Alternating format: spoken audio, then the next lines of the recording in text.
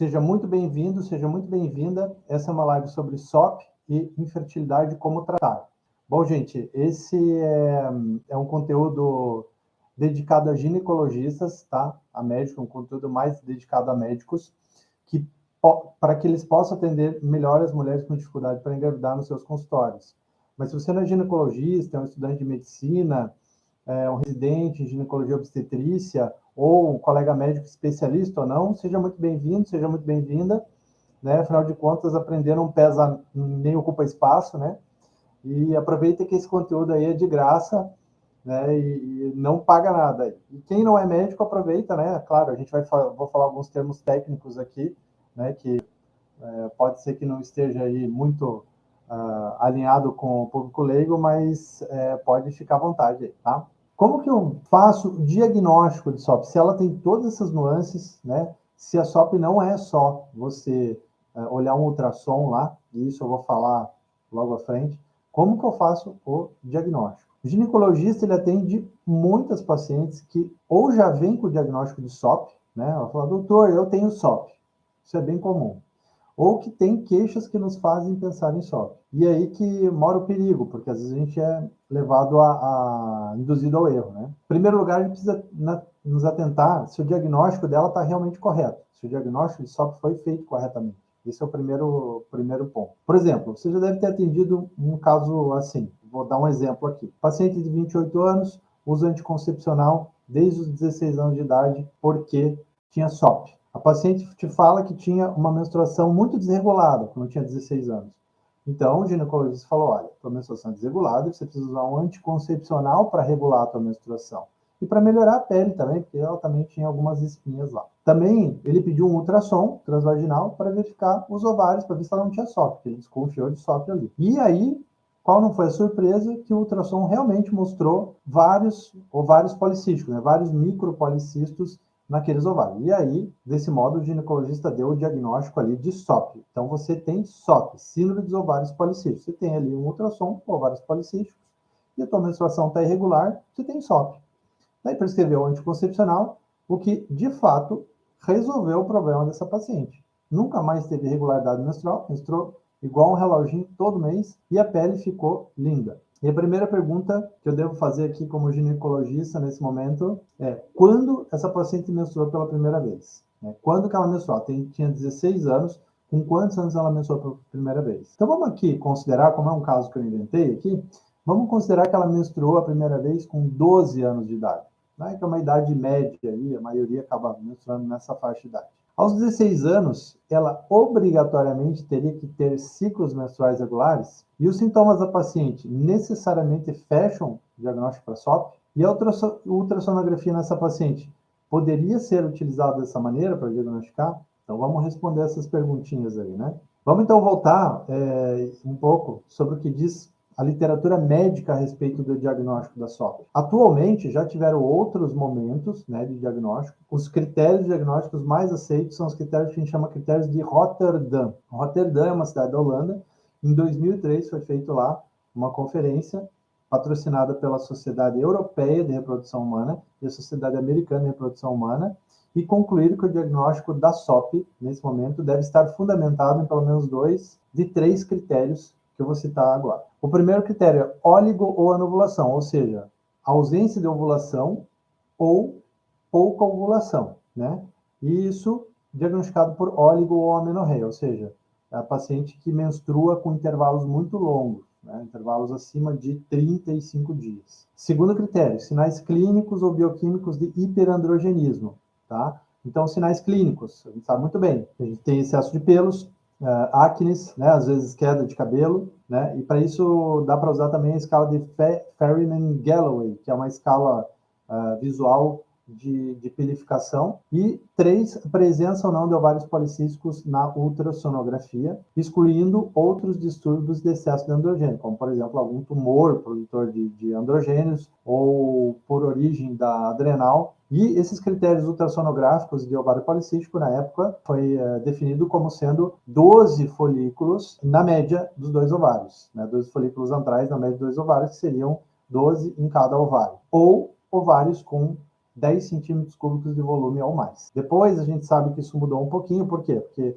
a qualidade dos aparelhos de ultrassonografia tem ficado cada vez melhores, né? Então, a capacidade de diagnosticar esses folículos antrais e visibilizar isso, eles melhoraram. Então isso foi mudando um pouquinho, a gente tem uma visão um pouquinho diferente, eu vou falar um pouquinho mais para frente. E aí tem uma pergunta aqui, vou responder essa pergunta aqui. Quem tem ovário policístico pode engravidar? E aí, será que quem tem ovário policístico pode engravidar? Eu vou responder isso no decorrer da live, tá? Vou responder isso. É justamente para isso que eu estou aqui, é para ensinar o ginecologista que quer tratar a paciente que tem ovário policístico e fazer ela engravidar no consultório. Ela pode engravidar? Vamos lá, vamos comigo. Continuando aqui, eu falei dos critérios diagnósticos de Rotterdam e também, hoje em dia, nós seguimos algumas orientações da própria Sociedade Europeia de Reprodução Humana, que foi publicado em 2018. Ele fez um guideline extenso que é baseado nos critérios de Rotterdam como critérios principais para diagnosticar a SOP e também elabora uma série de recomendações importantes para a SOP. Então, você, ginecologista, eu recomendo fortemente você dar uma lida aí nesse documento, tá? É um documento completíssimo que te ajuda muito no dia a dia aí da SOP, tá?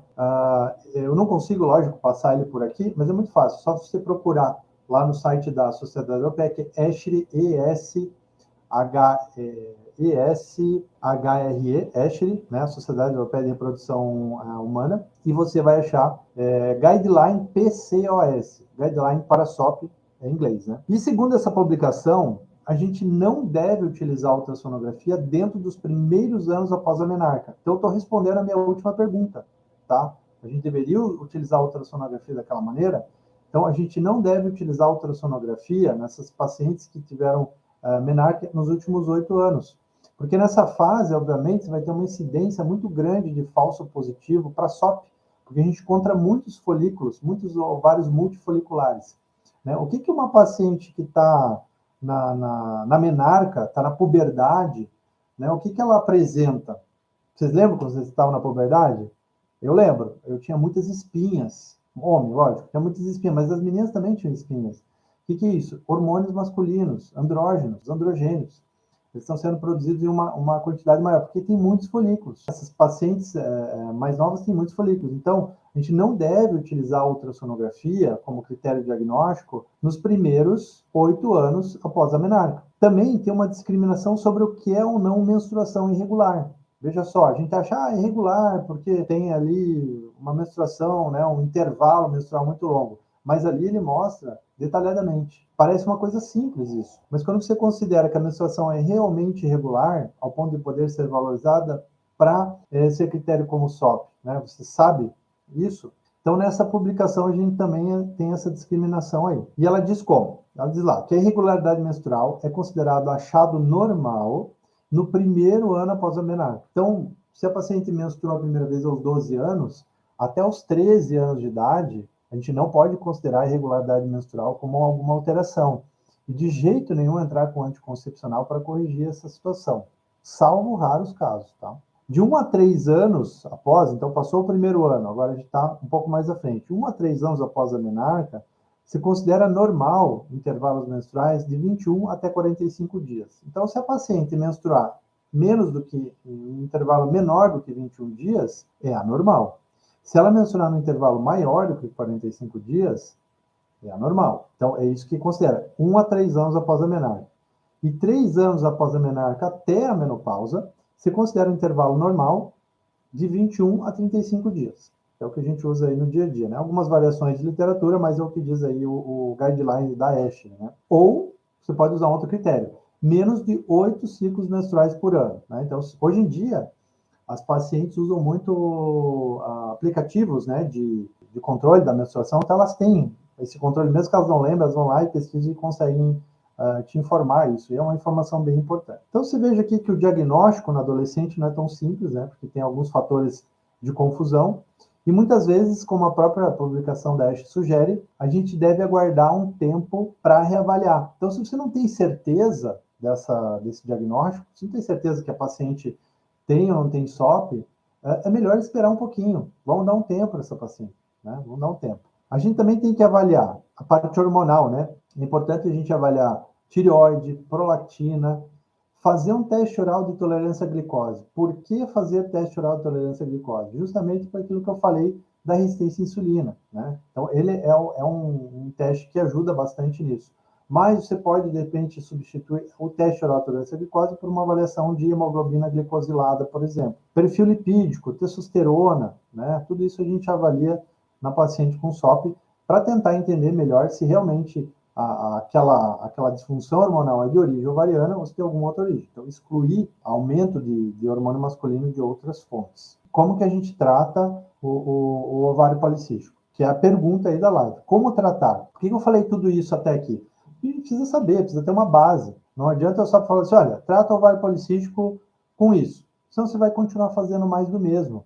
Fazendo mais do que você já fez. Não sei se você faz isso, mas mais do que você já fez até agora. É isso que acontece. A gente às vezes pega alguma coisa ali, né, que a gente chama de orelhada, né, na residência ou até na nossa vida, e como a SOP é um distúrbio complexo, pode ter múltiplas origens, pode afetar múltiplos aspectos da vida da mulher, inclusive até depressão, transtornos psiquiátricos podem ser exacerbados, pode estar em conjunto, a gente acaba se acostumando, não, vamos tratar dessa maneira, daquela outra maneira. E quando a paciente está querendo engravidar, e aí complica, por quê? Porque a maioria das vezes o médico tem, o ginecologista tem a impressão de que vou dar um anticoncepcional e vou resolver o problema. Você resolve os sintomas, assim como uma pessoa que tem dor de cabeça, toma uma dipirona, toma um paracetamol, resolve a dor. Mas se ela tiver um tumor cerebral e aquela dor passar, você resolveu a dor, você resolveu o problema dela, não resolveu.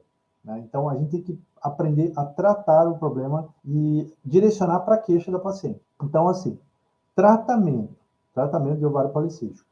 Em primeiro lugar, modificação de estilo de vida, dieta e atividade física. É muito difícil. Isso é muito difícil você levar alguém a mudar hábitos. É muito difícil você convencer alguém.